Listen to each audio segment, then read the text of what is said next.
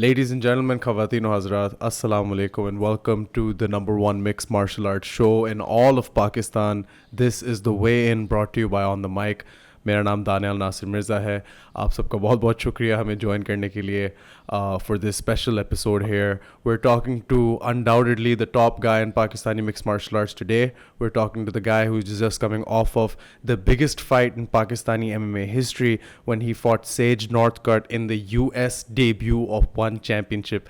बस ये लफ्ज़ बोलते हुए मुझे मेरे रोंगटे खड़े हो जाते हैं. Get some goosebumps because we actually got to that level. We got to that stage where Pakistan fought in one of the biggest cards in MMA history. Not just One Championship history, not just the region's history, but MMA history. Ke one of the biggest cards mein we were represented, and of course it was Ahmed the Wolverine Mujtaba who represented us. Ahmed bhai, thank you so much for taking out the time. First of all, you've been really kind to us at On The Mic. You've helped us out so much in terms of being able to grow our audience. We really owe you a lot. So first of all, thank you from the bottom of my heart for that. You're really, really fun to work with in this regard. But obviously, first, most important question, how are you? How's everything? How are you feeling? Bismillahirrahmanirrahim. First of all, I would like to thank you as well for doing the great work, for covering all the stories of all the athletes, from Pakistan. It's not an easy job, I know, but hats off to you guys and the team, to the On The Mic team especially. I'm good, Alhamdulillah. I'm just recovering, and I'm just spending some time with my family. So I'll be heading back to San Jose, AK very soon, and just recovering my eye and the heel, So life is good, everything is good, and it's going on. Yeah. I mean, of course, we all saw the fight. What was it like, first of all, stepping into that arena, in Denver, Colorado? I mean, it was absolutely packed. It was an insane night. What were the feelings like heading into the fight? I mean, we talked right before the fight, like in fight se bilkul pehle, and just, walking out and seeing all of that. What were the emotions like for you? Oh, well, the emotions were, super high. I was super excited. I was very confident. And I was ready to put on the show. And it was a very big moment. The arena was packed. There was no single seat left. Everyone was there and everyone was watching me live. And it was good. Everything was good. My training camp was good, and that the game plan was good. Everything was perfect, but it couldn't happen the way I wanted. And as far as your question, I mean, like, I was ready, just to put on the show, and I was confident, and there was no such pressure on me, like of the crowd, or maybe I'm fighting Sage Northcutt, like the ex-UFC fighter, or something like that. Usually fighters get these things on their nerves, on their mind. But in my mind, I was ready to, I was mentally prepared for the war, but it didn't happen the way I wanted. And we spoke before the fight on camera and as well as off camera. And I know you're not somebody who would want to, sort of make any kind of an excuse for losing the fight. But just for the record, you mentioned to me even before the fight that your ankle heading into the fight was badly compromised. You obviously still went in and fought, which is not something that a lot of fighters would do. Like you fought despite injury and you went in and you said, screw it, I'm still going to fight him. And then he got that same ankle. Were you shocked as soon as he went for that heel hook? Yeah, I mean, like, before the fight, 2 weeks before the fight, I was rolling with the guy. He got me with the heel hook, and usually I don't tap, in any circumstances. That's what my mind is. But what happened? He just gave so much pressure on my heel. My heel got popped, and I was so scared at that time. I just went away to the doctor, and doctor said me that you don't have to fight because it's very risky, because your heel is injured, your knee is injured, and the doctor suggests me not to fight. But this was a big card, for me, for the Pakistan MMA community, and of course, if I would have told one championship regarding this, then it's a big mess for those guys as well. So I just did tawakkal, I just wanted to go and just put the show on. But in my mind, I was, this thing was like bugging me again and again, like maybe he might get me in the heel hook, and I couldn't do anything, and that's what happened in the fight, because I was excited, I was super confident, there was no fear or something like that, And as you guys can see in the fight, I just went there, I just threw a jab with a stiff jab. He was on the ground, There was a super jab, but at that moment, some people didn't watch it, His left jab, it connected my eye, this left eye, and it was so painful, I couldn't see anything, and I got a big cut. Like later on, I got like 8 stitches on it. So at that moment, that was very painful, and that's how my game was, not happened according to my game plan, because the punch was super hard and it connected me right in the eye, and I was blank for a few minutes, as I was in his half guard, and that's my favorite position. And I was thinking to do some elbows, or maybe I pass the guard or do something like that. But at that time, what clicked in my mind was like just to stand up or maybe see referee, because Olivier Coste was there and he's very such a nice referee, And I thought just to get up and see ref, but right away he got my leg, and he got the same heel hook and the same leg which was injured, And I tried to escape, but I couldn't do anything because I was very helpless at that time. And it was a very like wise decision to tap, because I didn't want to get more fractures in my tendons, maybe ACL or MCL, and maybe be out of the game for a year. So I think I did a very good job, and just tapped right away, because that's a wise decision from my side, But I'm not shocked, It happens. This is life, And as I was reading the Quran, and it's clearly mentioned in it, like Allah Ta'ala says that I will test you. I will test you in every matter, in terms of money, in terms of winning, in terms of losing, in terms of food, in terms of everything, And I'll see how connected you are to me now. In terms of if he gives you good things, uh, then he will see how good the person is, and if he gives you the lose, then he will see how good the person is. Like, how's the connection still going on with Allah, So I think this is a big test for me right now, and I always ask Allah, to give me more patience to pass this test, because these all worldly things is just material things, and it's gonna end one day. So I mean, like, I'm not sad about the lost I got, but I know whatever happens, it happens for a good reason, Yeah. No, for sure. And something you touched on just now, you said you weren't surprised because this is such an unpredictable game. This is undoubtedly the most brutal game in the world. I mean, oftentimes, Ahmed bhai, a lot of people say, कि यार, wins and losses happen, this, that. I mean, ये सारी चीज़ें ठीक होती हैं, but in sports where you're kicking a ball or you're hitting a bat or, one thing or the other, in fighting, it's completely different. It's two human beings, it's two completely different skill sets. You're going to step in with somebody you haven't trained or sparred with, you don't know what's going to happen. And we've seen insane things. We've seen 5-second knockouts in MMA. We've seen so many things. This is the game, So again, you stepped in with somebody who, like we talked about in the pre-fight interview, was so highly touted in the UFC, was brought into one championship as the golden boy, like for the American Exactly. market. He was brought in with Demetrius Johnson and Eddie Alvarez as, the three guys who are going to be taking one championship in the US. Everything considered, this was a very daunting task, so to speak, heading into it. I just want to ask, like, you clearly weren't phased because, like you said, you dropped him with a jab in the first exchange, right? Followed him down. It was beautiful. Exactly.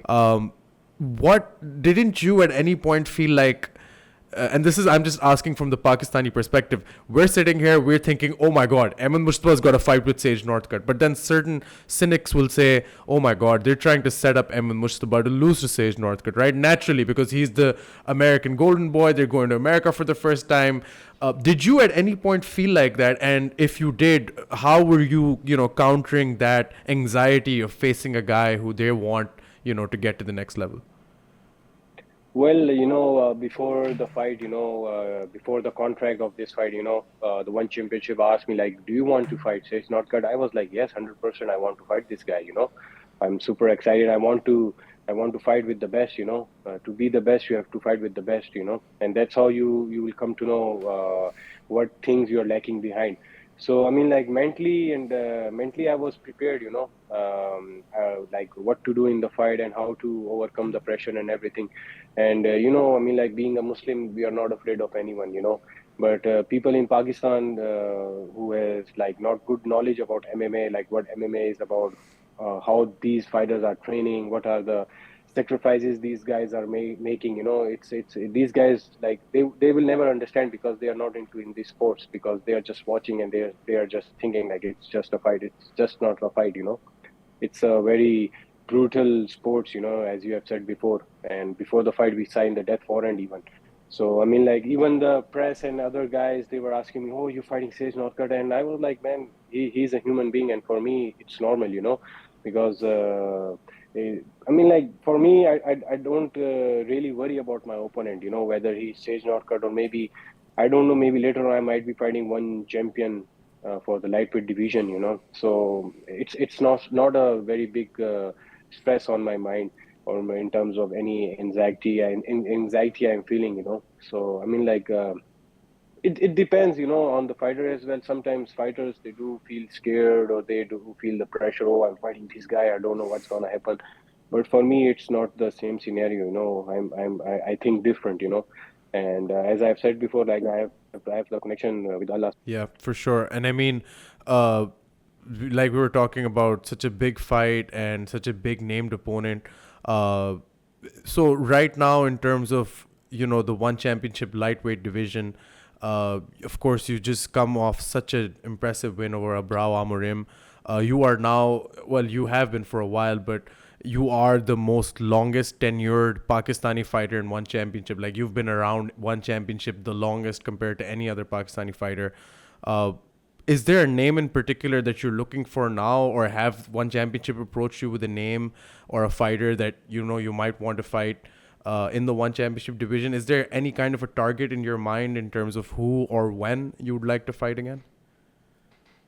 Well, in my mind, it was Christian Lee before the fight. My plan was to win against Sage Northcutt and ask for the belt fight against Christian Lee. But I need to get my wins back. I need to fight maybe one or two more good, impressive fights just to get that title shot.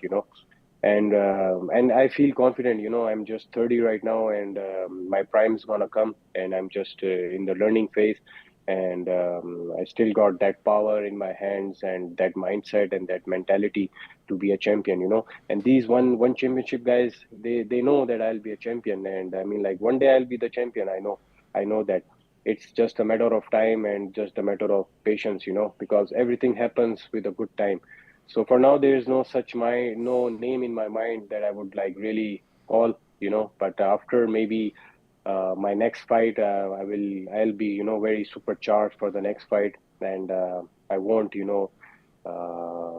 what do you say? I won't make my fans to say like, oh, Ahmed lost again. So it's not gonna happen again, because I've been receiving some messages, some photos from the fans like, oh, you tap so early, and look at this photo. Some UFC guy, they're not tapping over the knee bar or something like that. But that's what I really want to say. I mean, like you guys don't know anything about MMA, and and the issue that really bugged me was the heel hook. It happened 2 weeks before the fight, and it was like not really normal. Because when the guy he got me in the heel hook, my knee was popped. It was literally popped, and the doctor said you cannot fight, you cannot compete. How are you supposed to go and compete in this big organization? But I said to myself, like, I have to fight. No matter whatever happens, maybe I win or lose, doesn't matter. But I have to show up. That's how we Pakistanis are. Even Yeah. all the guys in Pakistan, they are injured, they go and fight. I mean, like we really don't care about it. But that's the learning process. That's how you learn. Sometimes you have to be very smart about the decision. I think I was not very smart with the decision because I was injured. But on the other hand, I had to fight because this is my career, this is my life. This is my bread and butter. So that's how it is. Yeah, and and same here. Like since we've started covering your fights so deeply, and I'm also reading those comments that we're getting on the posts and everything.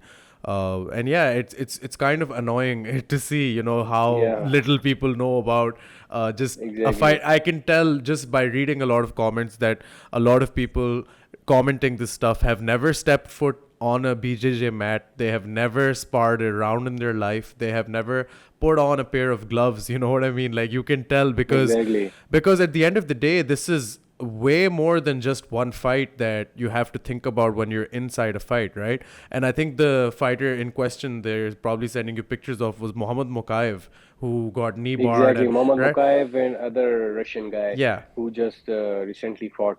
Yeah, and my answer to that simply is, let's see how Mohammed Mokaev's doing in the next fight. I hope he's okay. I really like Mohammed Mokaev as Mm, a fighter, but that situation can really cause long-term damage and harm the career of exactly. a fighter. And honestly speaking, you only get one career. You only get one shot at this, so why risk it, right?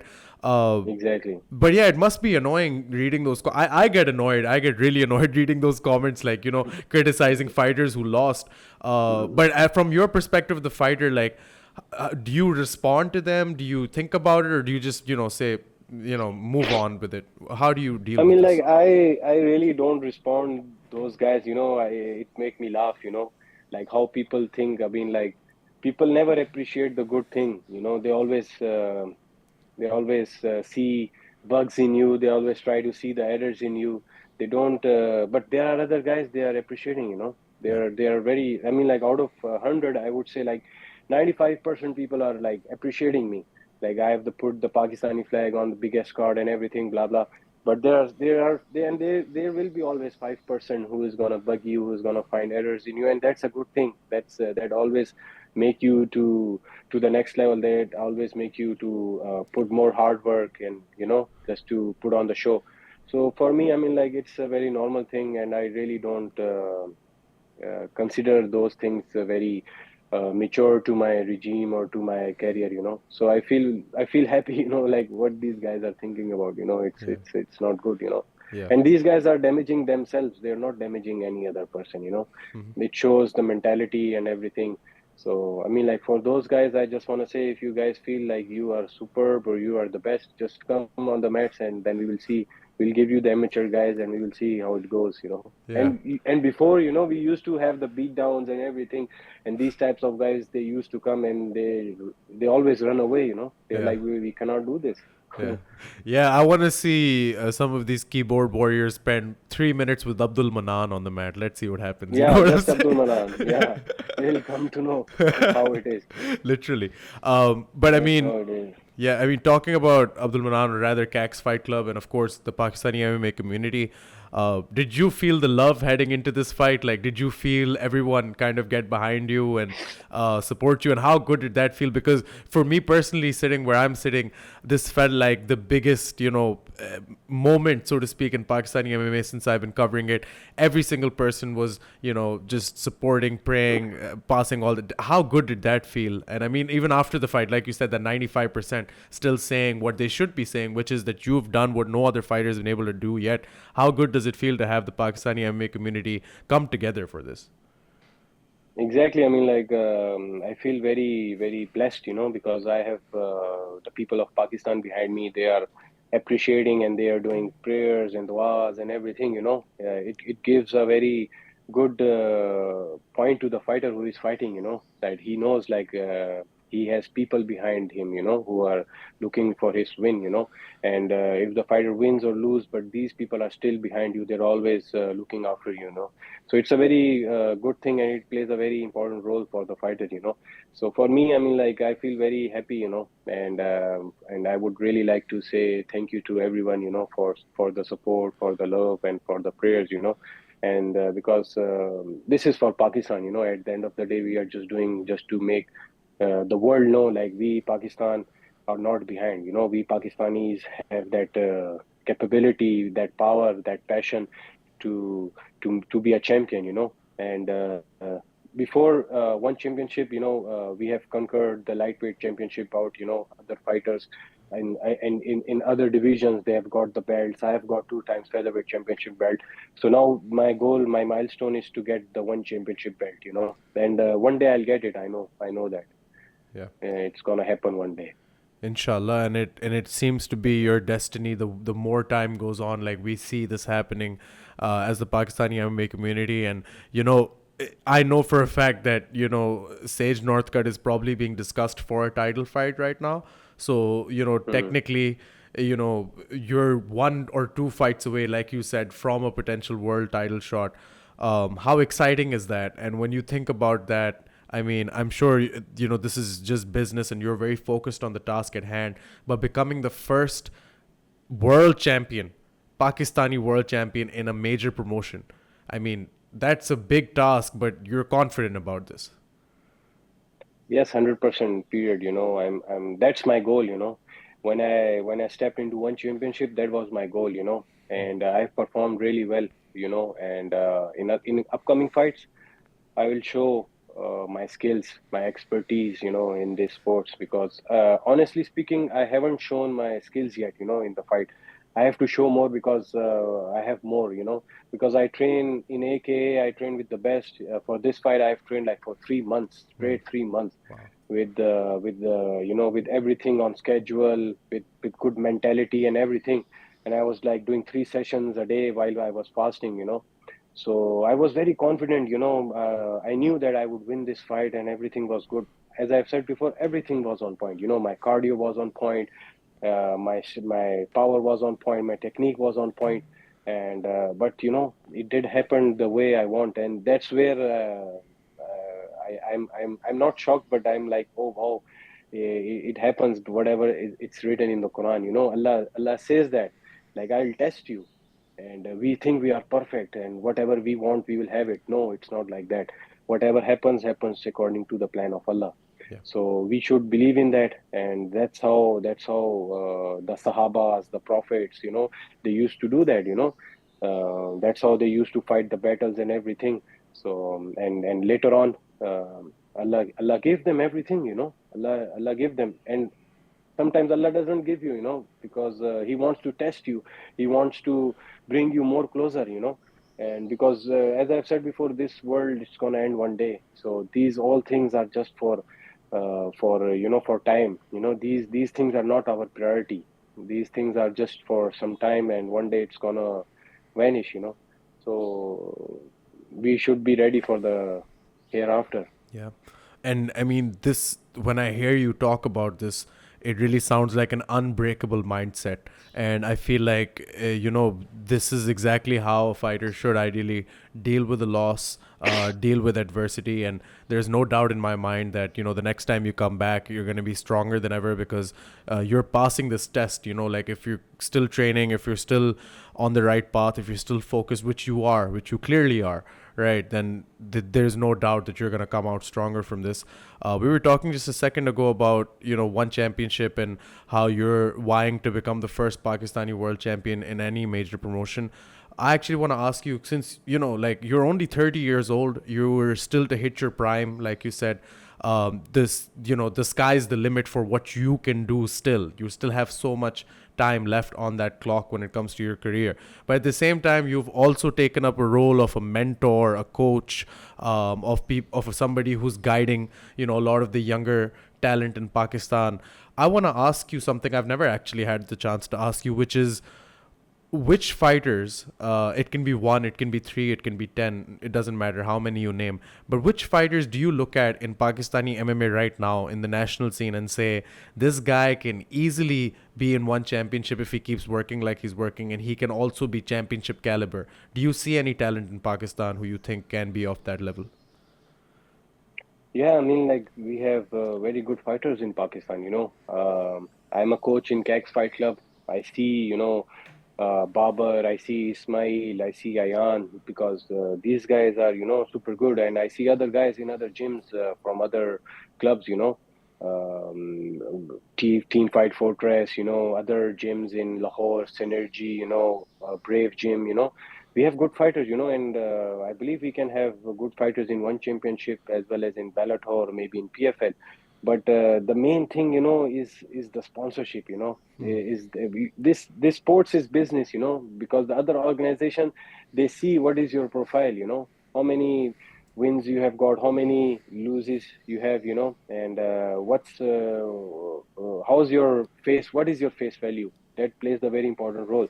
So I think we lack that right now in Pakistan. And I would really request, the multinational companies and the brands to come on board, and just to sponsor these guys. It's not a very big amount. I mean, like, you guys can just do as little as you guys can, but there would be a name, oh, this company is sponsoring this guy, this brand is sponsoring this guy. That's how your face value starts to grow. So I believe there are so many guys who can like compete in one championship in other organizations, and as a coach, I mean, like, I always love to share my expertise, and that's how it is, because other than me, I want other guys to be in the international platform and represent Pakistan. For sure. And I think that is very important. Like you said, we need money more than anything else. This sport requires a lot of Exactly. money to travel to where you're supposed to fight, to be able to support your nutrition, your supplements. That costs a lot of Yep. money, like a lot of money. Your Crazy, gear. crazy. Yes. Yeah. I mean, and to do it 3 months at a time and then all year round as well. It really, and again, जो हम बात करते हैं about the gap between Pakistan and the rest of the Uh, world, this is the gap, right? This is the gap exactly. where are you able to finance and sustain yourself? And I really hope that's something that can change, because that needs to change for our fighters to get to the next level. Exactly. I mean, like, I never mentioned this, but today I'll mention it. Like, for the first time when I was going to AK, I didn't have that much money for the camp and everything. So I had to sell my car. That was my first car that I bought, from my own money. And when I was selling that car, I was very sad, because that was my first car and I really loved my car, but I had to sell it just for my training, just to go to AK. That was my dream. So as I've said before, this is all about money, and like, still, this camp cost me a lot of money, the living, the food, the supplementation, the training, and traveling, and as we know what Pakistan economy is going right now, and because everything is dollar here, so it's a very big pressure, and it affects the fighter's mind as well sometimes, it really, because the fighter has to face the problems and everything.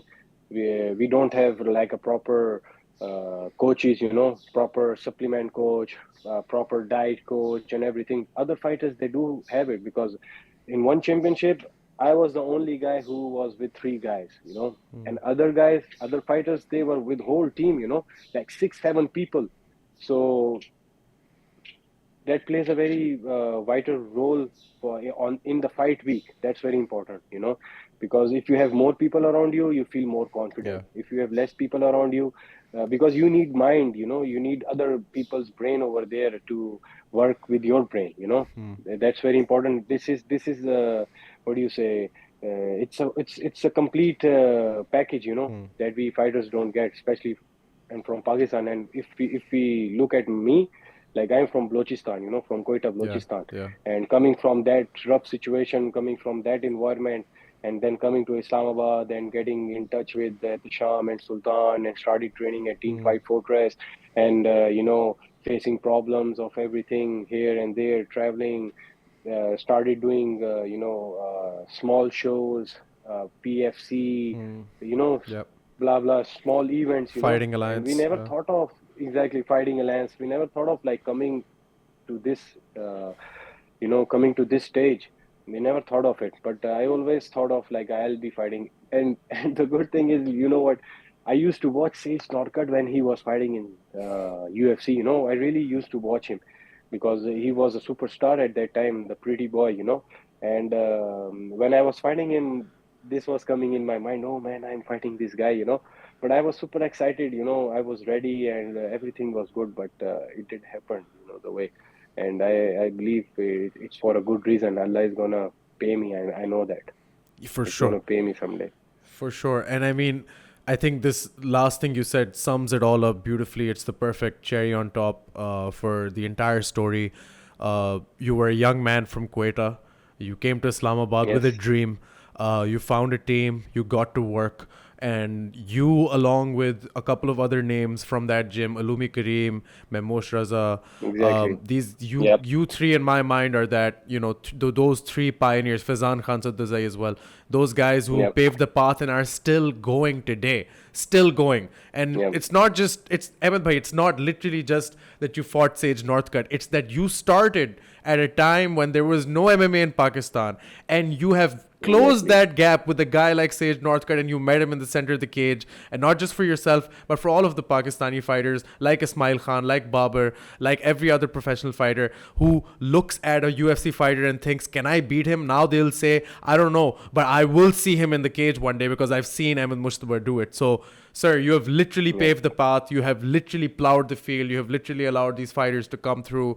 And that is the story of this fight, in my opinion, that one of our guys, one of those young men from Quetta, made it all the way to Denver, Colorado, and he got a step foot with Sage Northcutt, and he will be a future world champion, inshallah. I think that's brilliant. Inshallah. Inshallah. Exactly. Inshallah, one day. And It's just a matter of time, everything happens because when being a Muslim, when you are following the religion Islam, and when you are trusting, when you do tawakkul on Allah, so Allah is going to test you in every situation. Sometimes we think this thing is good for us and we don't get that thing, so we just start fighting with Allah and we just start making excuses. Oh Allah, why you didn't give me this? But Allah says, like, I know what's best for you. I'll give you, but on the right time.